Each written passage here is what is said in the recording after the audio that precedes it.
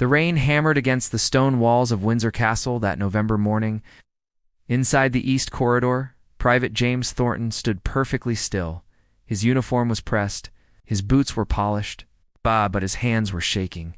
He had been summoned, not by his commanding officer, not by palace security, by King Charles himself.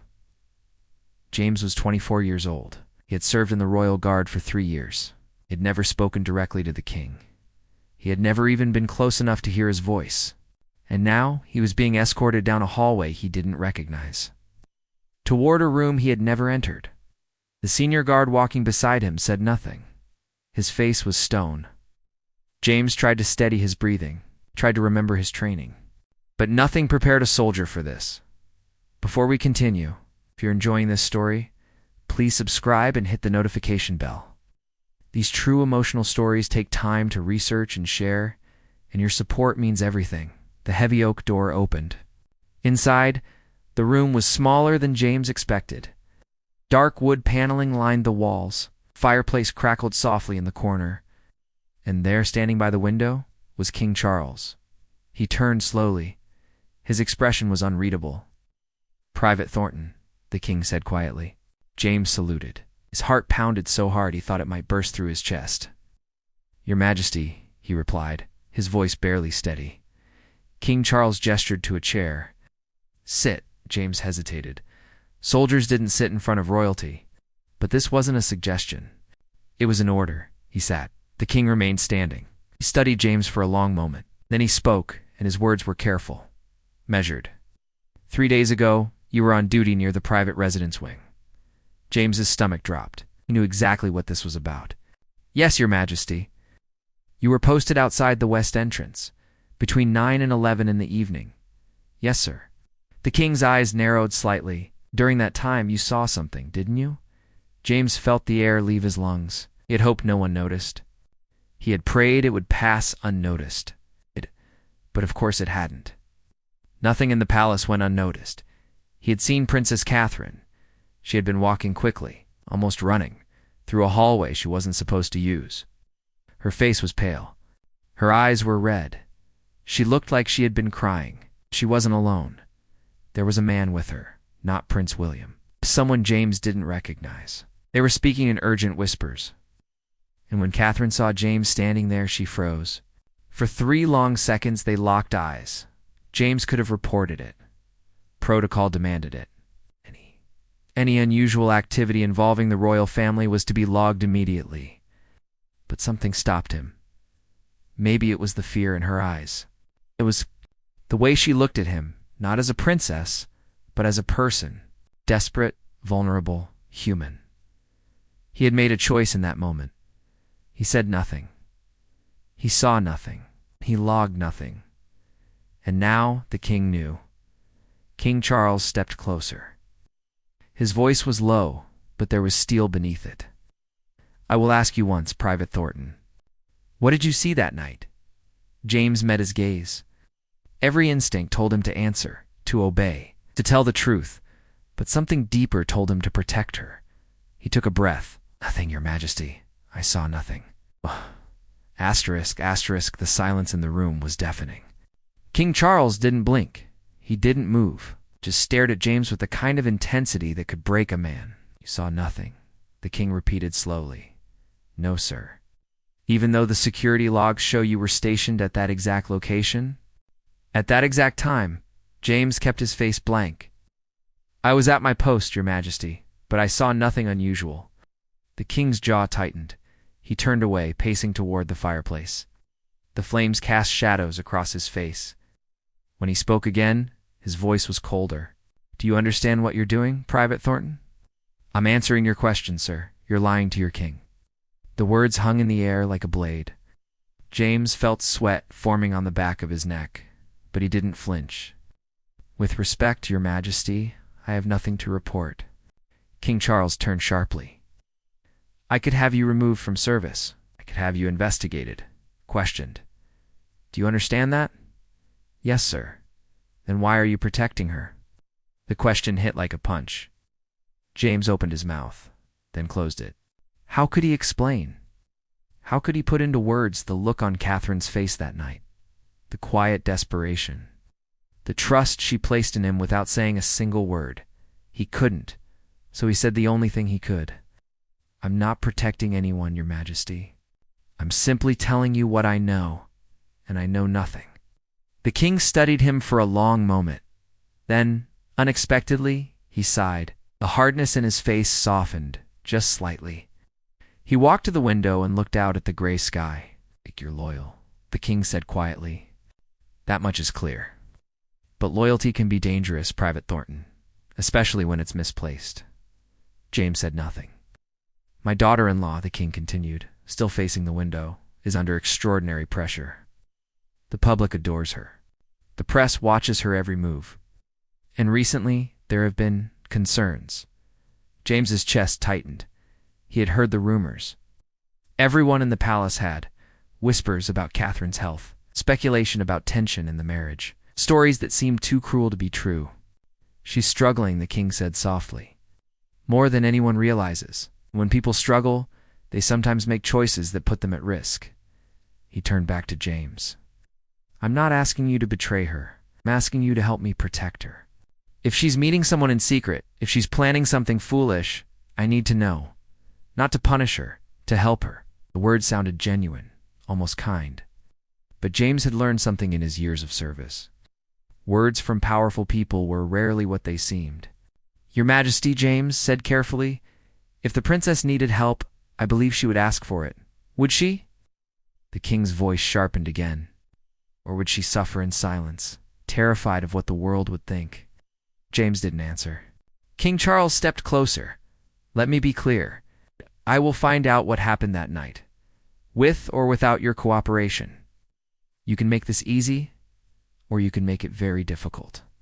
For yourself, the threat was unmistakable. James felt his pulse racing. But he also felt something else, quiet certainty. He had made his choice, and he would live with it. "I understand, Your Majesty, but my answer remains the same."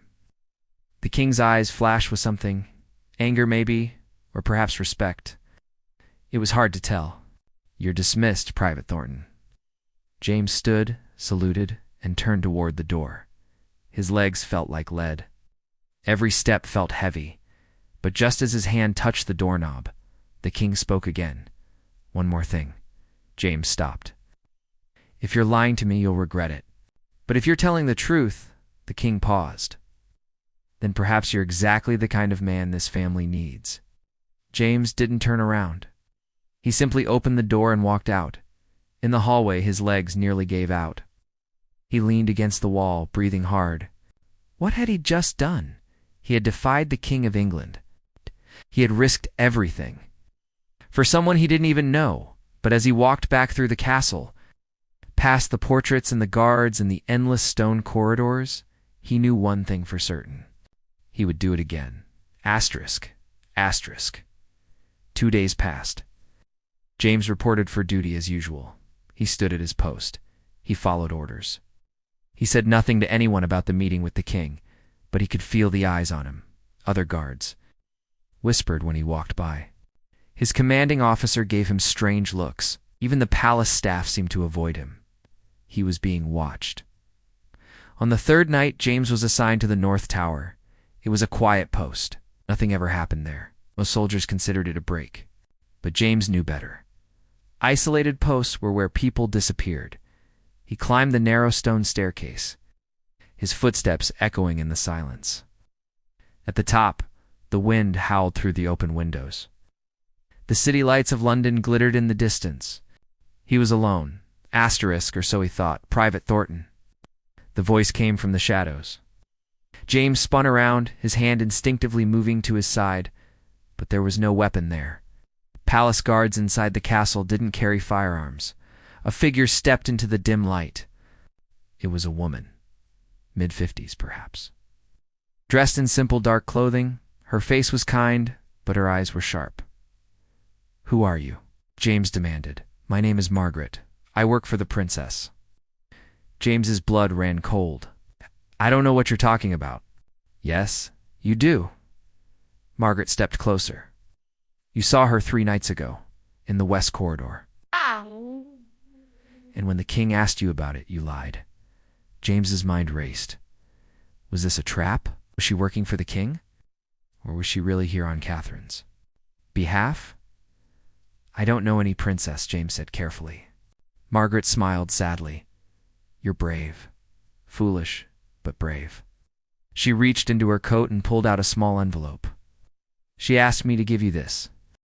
James stared at the envelope. I can't take that. You can, and you will. Because if you don't, you'll never understand what you're protecting. James hesitated. Every instinct told him to walk away, to refuse, to report this immediately. But his hand reached out. He took the envelope. Margaret nodded. Read it when you're alone, and when you do, you'll have a choice to make. Before James could respond, she turned and disappeared down the staircase. Her footsteps faded into silence. James stood there, the envelope burning in his hand. He looked around. No cameras in the tower, no witnesses. He was truly alone. Slowly, he opened it.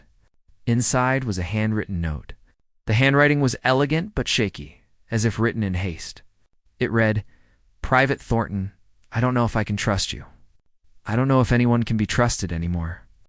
But you had a chance to destroy me and you didn't. It means something. The man you saw with me was Dr. Richard Hastings. He's not my lover. He's my therapist. I've been seeing him in secret for 6 months. The palace doesn't know. William doesn't even know. If this gets out, they'll say, I'm weak, unstable, unfit. They'll use it against me, against my children. I'm writing this because you deserve to know the truth. You risked everything to protect my privacy, and I will never forget that. But now I need to ask something of you. There are people in this palace who want me gone. People who want to see me fail. They're watching me, following me, and I'm afraid, not for myself, for my family. If you see anything unusual, please tell Margaret. She's the only one I trust. And now, perhaps you. Thank you for your silence. It may have saved my life, Catherine. James read the note 3 times. His hands were shaking. His mind was spinning. This wasn't just about protecting someone's privacy. This was about protecting someone's life. He looked out over the city. The wind was cold against his face.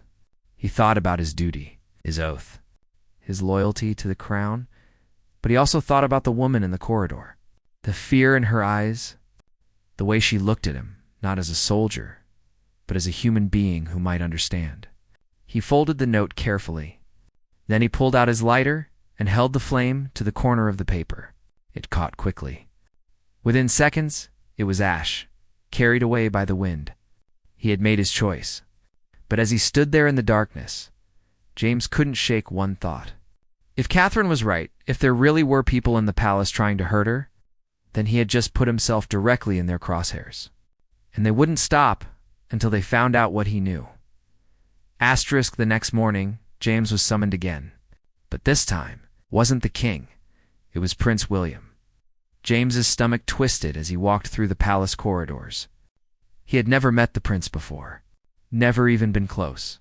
And now, less than a week after lying to the king, he was about to face Catherine's husband. Did William know? Had someone told him?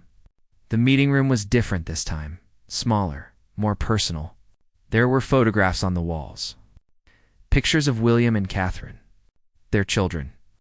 A life James could never understand. Prince William stood by the window. He was taller than James expected. His face was tired. There were lines around his eyes that hadn't been there in the photographs. Private Thornton, William said without turning around. Your Royal Highness. James saluted. At ease. William finally turned to face him. His expression was hard to read. Not angry. Not friendly. Just empty. Do you know why you're here? William asked. No, sir. My father spoke with you 4 days ago. James's heart pounded. Yes, sir. Asked you about something you saw, or didn't see. William's eyes locked onto James's. You told him you saw nothing. That's correct, sir. William walked closer. He stopped just a few feet away. close enough that James could see the exhaustion in his face, the weight he carried. "I'm going to ask you the same question," William said quietly. "But I'm going to ask it differently." James waited. Did my wife look afraid? The question caught James off guard. He hadn't expected that. Hadn't expected the prince to care about her fear. Only about her actions. James chose his words carefully. "I didn't see the princess, sir." "Stop." William's voice was sharp. "I'm not my father. I'm not here to interrogate you. I'm here because my wife is falling apart, and no one will tell me why." The raw honesty in his voice was startling. This wasn't a prince speaking. This was a husband. Desperate. Lost. "Sir, she's hiding something from me," William continued. "I know she is. She doesn't sleep. She barely eats. She disappears for hours and won't tell me where she goes. And every time I ask, she smiles and says she's fine." He turned away, his voice breaking slightly. "But she's not fine, and I don't know how to help her because she won't let me in." James felt something crack inside his chest. He had read Catherine's note. He knew the truth. And now he stood here, watching her husband suffer, unable to tell him. "Your Highness," James said carefully, "if I may speak freely." William nodded. "Sometimes people carry burdens they don't want to share, not because they don't trust the people they love, but because they're trying to protect them." William looked at him sharply. "You sound like you know something." "Don't, sir. But I know that fear. And I know that sometimes the strongest people are the ones who suffer in silence." William studied him for a long moment.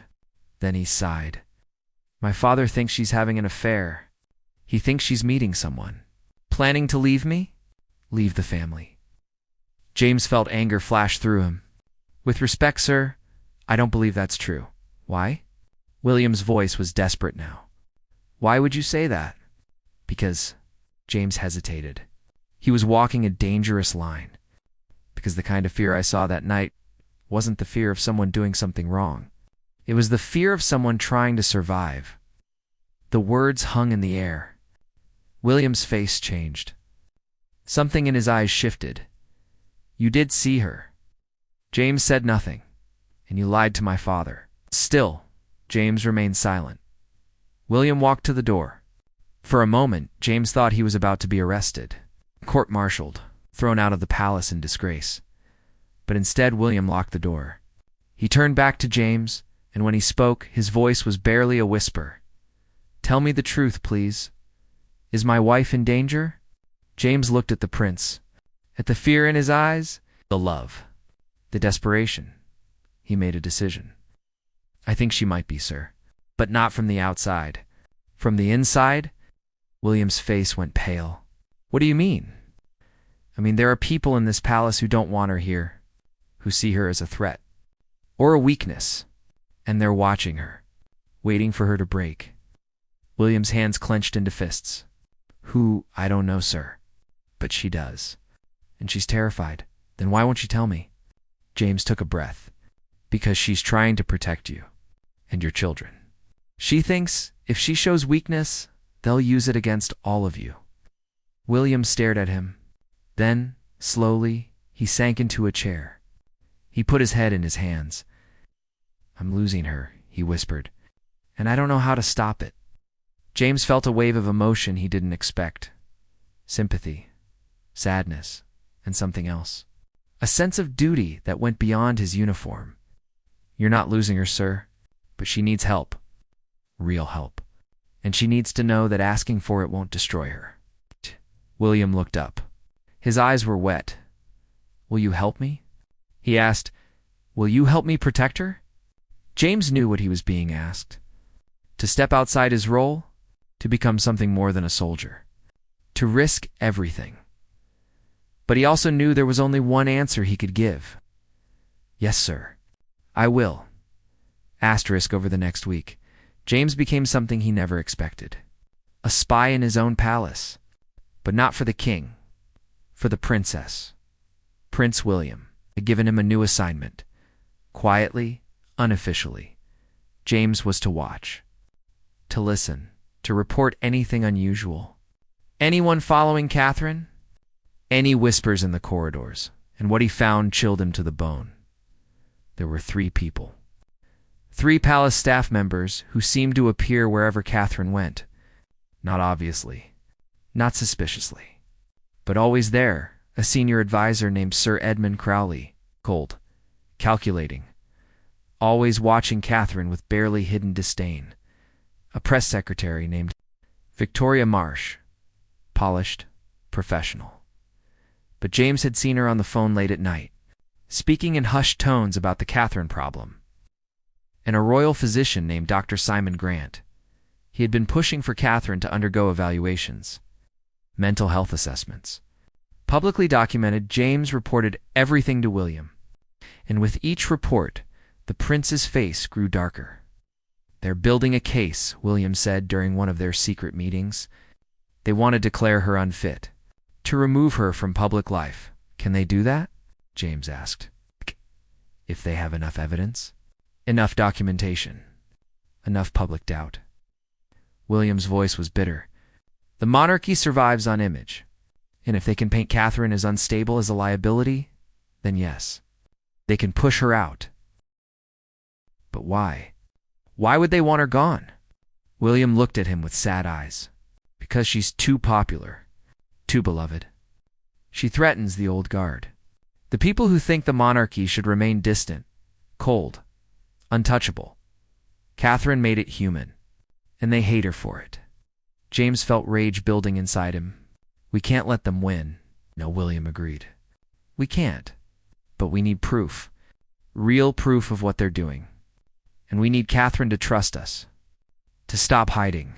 To let us help her." That night, James was assigned to the East Wing. It was past midnight. The palace was silent. Most of the staff had gone home. Only the night guards remained. James walked his patrol route, his footsteps echoing on the marble floors. He was thinking about Catherine, about the note she had written, about the fear in her eyes, and then he heard voices. They were coming from a room at the end of the corridor, a private office. James moved quietly, pressing himself against the wall. The door was slightly open. He recognized the voices immediately. "Sir Edmund." "Victoria, Dr. Grant." "The evaluation is scheduled for next week," Dr. Grant was saying. "I'll document everything. Anxiety, depression, possible paranoia. We'll have enough to recommend a leave of absence." "And the press?" Victoria asked. "I have 3 journalists ready to run the story. Catherine's secret struggle. Inside the princess's mental health crisis. It'll look sympathetic, concerned, but the damage will be done. And Prince William?" Sir Edmund's voice was cold. "He'll have no choice. Once the public believes she's unstable, he'll have to distance himself. For the good of the family, for the children." James's blood ran cold. They were planning to destroy her, systematically, publicly. "What about the guard?" Victoria asked. "The one who saw her with the therapist, Thornton." James's breath caught. "He's loyal to her," Sir Edmund said. "We've been watching him. He met with Prince William. Multiple times. They're working together, and we remove him too," Dr. Grant said casually. "Transfer him. Discharge him. It doesn't matter. He's a loose end," agreed Sir Edmund said. "I'll have the paperwork ready by morning." James stepped back. His mind was racing. They knew. They had been watching him. And now he was a target too. He had to warn Catherine. He had to warn William. But before he could move, a hand grabbed his shoulder. James spun around, ready to fight. But then he froze. It was Margaret, Catherine's assistant. Her face was pale. "They know you're here," she whispered urgently. "You have to leave now." "I heard everything," James said. "We have proof. We can stop them." "Not if you're dead." The words hit like ice. "What?" "Sir Edmund has connections. Dangerous ones. If he thinks you're a threat, he won't just transfer you. He'll make you disappear." James's mind reeled. "I have to tell William. You can't. Not here. The palace isn't safe anymore. Not for you. Not for Catherine. Then where?" Margaret pressed something into his hand. "A phone. Take this." There's a number programmed in. Call it tomorrow at noon. You'll be given instructions. Instructions for what? Margaret's eyes were filled with fear. For getting Catherine out? Before James could respond, footsteps echoed down the corridor. Margaret vanished into the shadows. James forced himself to walk calmly, naturally, as if he had heard nothing. But inside, his heart was pounding. Everything had just changed. This wasn't just about protecting Catherine's privacy anymore. This was about saving her life, and maybe his own. Asterisk James didn't sleep that night. He sat in his quarters, the phone Margaret had given him hidden under his mattress. Every footstep in the hallway made him jump. Every voice made him wonder if they were coming for him. At dawn, he reported for duty as usual. But his commanding officer had different orders. "You're being reassigned, Thornton." James's stomach dropped. "Sir, effective immediately. You're being transferred to Edinburgh. You leave tonight." Edinburgh. Hundreds of miles away, far from Catherine. Far from William. Far from everything. "May I ask why, sir?" His commander's face was unreadable. "Orders from above. Don't question them." James saluted and walked away. His hands were shaking. They were moving faster than he expected. He had hours, maybe less. At noon exactly. James locked himself in a supply closet and dialed the number on Margaret's phone. It rang once. A man answered. "Private Thornton." "Who is this?" James demanded. "Someone who wants to help." "You've been compromised. They're transferring you tonight." "But you're not going to Edinburgh?" "What do you mean?" "At 6 o'clock, there will be a car waiting at the south gate. Black sedan. License plate reads HRH 2947. Get in. Don't bring anything. Don't tell anyone. I need to speak with Prince William. I need to, he already knows. He's the one who arranged this." James's mind spun. "Where are we going?" "Somewhere safe. Somewhere you can help the princess without being killed for it." The line went dead. James stood in the darkness of the closet, his heart pounding. This was it. The point of no return. If he got in that car, he would be abandoning his post. His duty. Everything he had worked for. But if he didn't, Catherine would fall. And so would he. The hours crawled by. James moved through his duties like a ghost. At 5:30, he returned to his quarters. He changed out of his uniform and into civilian clothes. He looked at himself in the mirror one last time. He was no longer a soldier. He was something else now. At 6 o'clock sharp, James walked to the south gate. His heart hammered in his chest. Guards were everywhere. If they stopped him, if they asked questions, it was over. But no one stopped him. The black sedan was there, just as promised. The door opened. James got in. The driver didn't speak. They pulled away from the palace, out into the London traffic. James looked back through the rear window. Windsor Castle disappeared into the distance. They drove for an hour. Out of the city, into the countryside. Finally, they pulled up to a small cottage surrounded by trees, remote, hidden. The driver gestured for James to get out. Inside the cottage, James found Prince William. And Catherine, she looked different than she had in the corridor that night. Stronger, calmer, but still afraid. "Private Thornton," she said softly. "I don't know how to thank you." "You don't have to, Your Highness." William stepped forward. "What you did, what you're doing, goes beyond duty. Beyond loyalty. You're risking everything." "So are you," James replied. William nodded. "We can't stay in the palace. Not while they're building their case. We need time. Time to gather evidence. Time to expose them. And we need people we can trust." "I'm one soldier," James said. "What can I do?" Catherine spoke, her voice steady now. "You can do what you've already done. You can refuse to look away. You can refuse to let them win." Over the next 3 days, they worked. William had been gathering evidence for months. Recorded conversations, emails, documents showing the conspiracy against Catherine. But he needed witnesses. People who had seen it firsthand. James provided testimony. Details of what he had heard outside Sir Edmund's office. Names, dates, everything. But they needed more. They needed to catch them in the act. On the fourth day, William received a message. Sir Edmund was planning to hold a press conference. He would announce Catherine's voluntary leave of absence for mental health reasons. It was scheduled for the next morning. We'd have to stop it, Catherine said, her voice urgent. We will, William replied, but not by hiding. By exposing them. In front of everyone, they returned to London that night. Not to the palace, but to a secure location where William had arranged a meeting with the king. It was the confrontation James had feared. King Charles sat at the head of a long table. His face was grim. Sir Edmund, Victoria, and Dr. Grant sat on one side.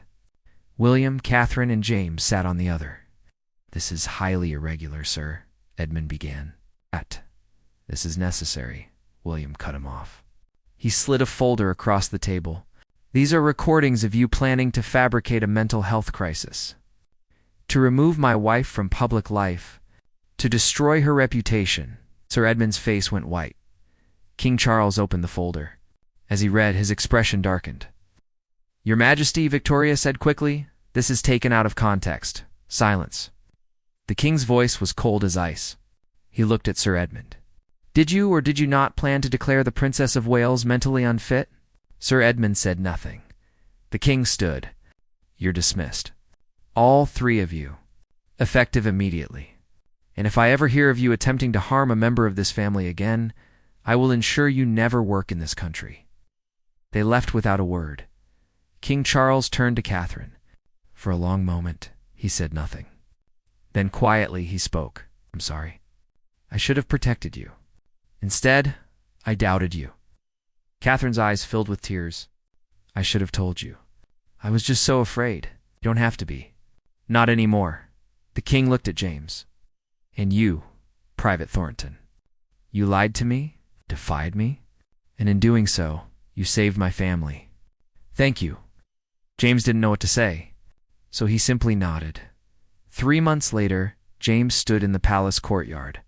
He was in full dress uniform. Catherine and William stood in front of him, the king beside them. For exceptional courage and loyalty, the king announced, I am awarding Private James Thornton the Royal Victorian Order. Cameras flashed.